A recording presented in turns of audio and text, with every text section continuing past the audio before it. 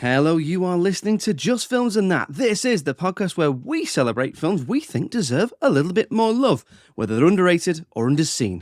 We're going to talk about them one film at a time. I'm the host, Josh Hallam. It's me on my own this week.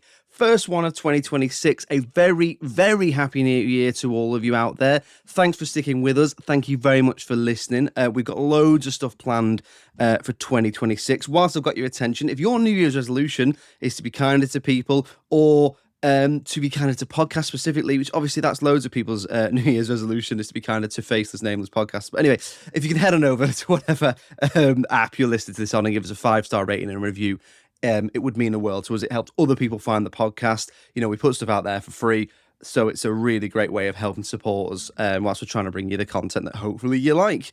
We're trying to push on in 2026. We're trying to take the podcast to new and exciting places where we can. And if you're looking for ways to help, then that is it.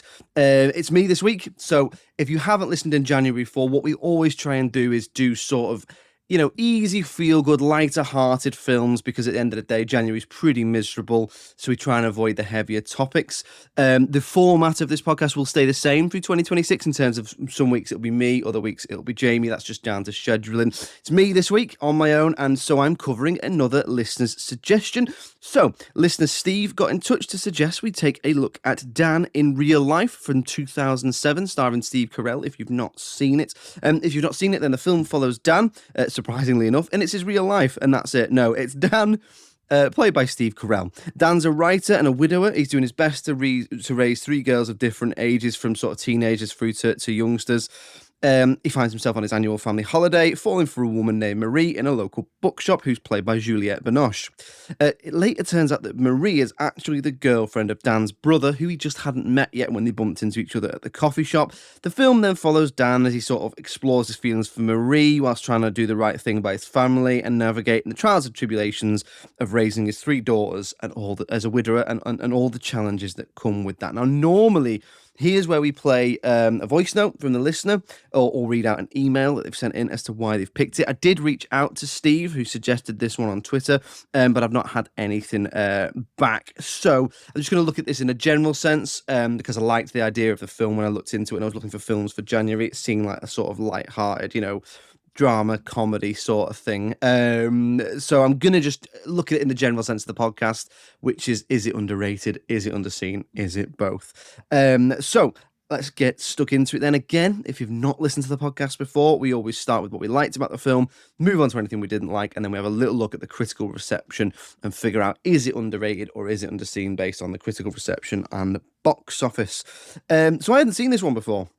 So as I said, we always do like a little feel-good January, a little light-hearted January, where we and I thought listener suggestions would be a good place to start. I wanted to do more Steve Carell films as well. I really, really rate Steve Carell. I think he's sort of like, he does the everyman thing really, really well. He's almost like the Tom Hanks. He was always like Tom Hanks' natural successor, although albeit they can exist at the same time. It's not like. So if one's alive, one can't be. But anyway, yeah. So let's get stuck into it then.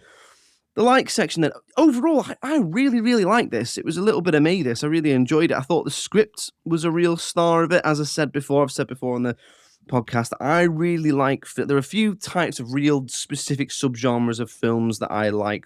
Touched on one in the Christmas special with Amy Matthews, where we talked about that idea of exploring an issue or things like this. This is another one, which is what I sort of call a slice of life type drama that explores issues right up my street. If you've listened to the podcast for a while, it reminded me of things like Cyrus that we did with Kimberly Harris, or Enough Said that we did with Fergus Craig. There are other ones as well that we didn't do with guests, but those are just ones that came to mind in terms of films we've done before.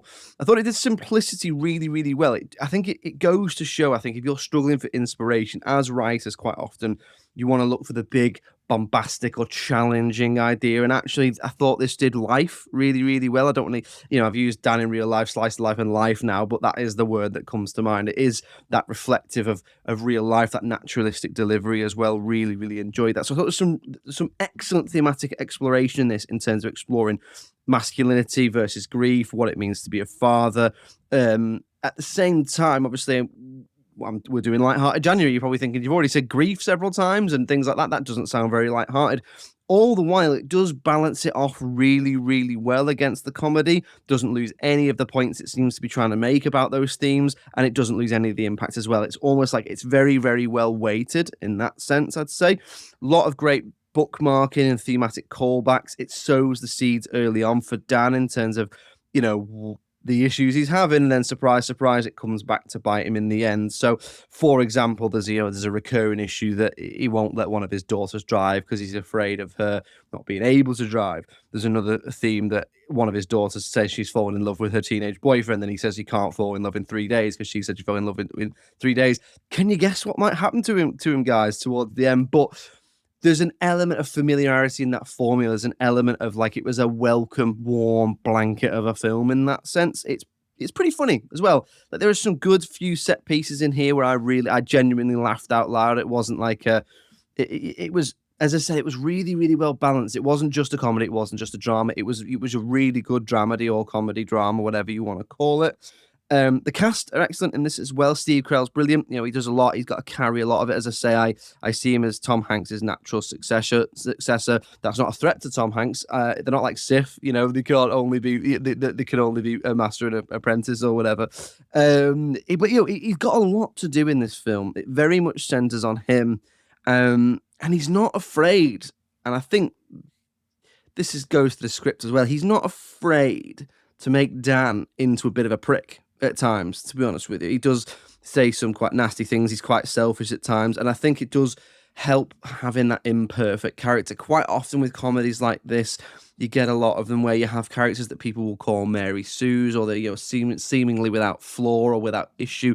I find that quite tiresome because at the end of the day, no one's like that. I'm as close to perfect as I can be. You all know that. You've all said that to me in emails that I promised I wouldn't mention on the podcast. Sorry. The cast are all excellent in this. Steve Carell mostly, but shout out to Britt Robertson. She's great in this. The only thing I think I know she's been in is Tomorrowland.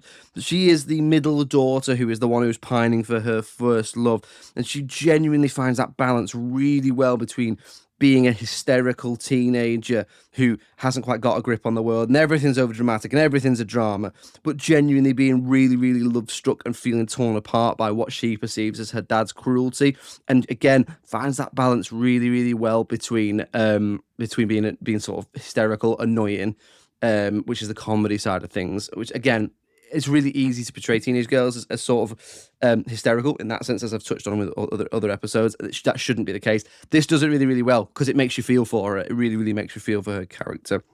The rest of the cast are great too, and I think you can really feel the work the director's done and the whole team have done in terms of making them feel like a real family. They do feel like a real family unit. Speaking of the direction as well, I thought it was really, really well directed in terms of the pacing and the blocking. It really captures the havoc and the chaos of a big family weekend away. That idea of there is never any stillness. There's always someone reaching over someone or fighting with someone or squeezing past someone in the kitchen and things like that. So many people under one roof. I'm from a big family. I've been on plenty of weekends away, like it shows in the film, and this one very, very much rang true with me in terms of being from a big family. In terms of the dislikes, there isn't really. There's a couple of issues with the script. The script is great, but there's a few contrivances and expedition dumping in terms of, like, particularly around Marie's character. There's a little bit of just dumping in the dialogue around how great she is, and all the family seem to just fall in love with her. I don't think they needed to do that. I think the chemistry between Juliette Binoche and Steve Carell, and Juliette Binoche's performance, speaks for itself as to why they would all like her, why they would all take to her. Also, I'm from a big family. Trust me, when one of the brothers brings home a girlfriend who's clearly out of his league, the family just instantly gravitate towards her, because that's been both me and my brother. So yeah, a little bit like that. There's a little touch of, like, it's mainly naturalistic, but then there's odd occasion, particularly around the scene where they're talking about Marie and her life in the background, where you think no one talks like that, and I think it would be better to have fed it into the exposition. The only other thing, there is the odd exposition gap. So there is a theme throughout the film that Dan is some sort of new writer or newspaper columnist, which I got that. What I didn't get until towards the end was that he was like a lifestyle agony uncle type thing. And that just didn't come across for me that well. I thought they probably could have hammered that home a little bit just at the start. Other than that, again, a little bit like with Dr. Sleep and Rebecca Ferguson, I'm not too sure what accent Juliette Binoche is doing. She's a very, very fine actor. She's great in this. I just don't see why. She seems to not be doing her natural accent, but also not quite be able to do American. So I just say, why, just stick with your own accent. Okay, critical reception then. So just to remind you of the structure, we talk about the IMDb, both Rotten Tomatoes score, the audience and the critics. We average them out, and then we take a look at the box office. As I said, I couldn't get a message from Steve as to why he picked it, so we're going to look at if it's both underrated and underseen. So at the time of recording, over on IMDb, it gets 6.8 out of 10. The audience on Rotten Tomatoes give it 69%, and the critics on Rotten Tomatoes give it 65%. So it's pretty even across the board there. It's between 65 and 69. So I would say it averages out about 67 or just over 6.5 out of 10, depending on how you want to look at it. And box office wise, it made $68.4 million worldwide. I would personally say I think this is underrated and underseen. I can understand why it didn't make loads of money at the time, given where Steve Carell was up to in his career. But the scores are definitely underrated because I found it to be a little bit of a gem. If you're looking for a light-hearted comedy, which does have a little bit of exploration, great cast, great script, check it out. I think there's plenty to like in there.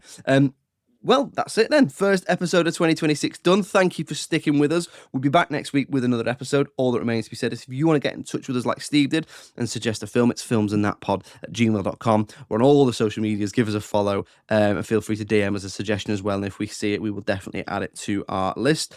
All that remains to be said is thank you very much for listening. It's goodbye from me. I'll see you next week. Happy New Year. Cheerio.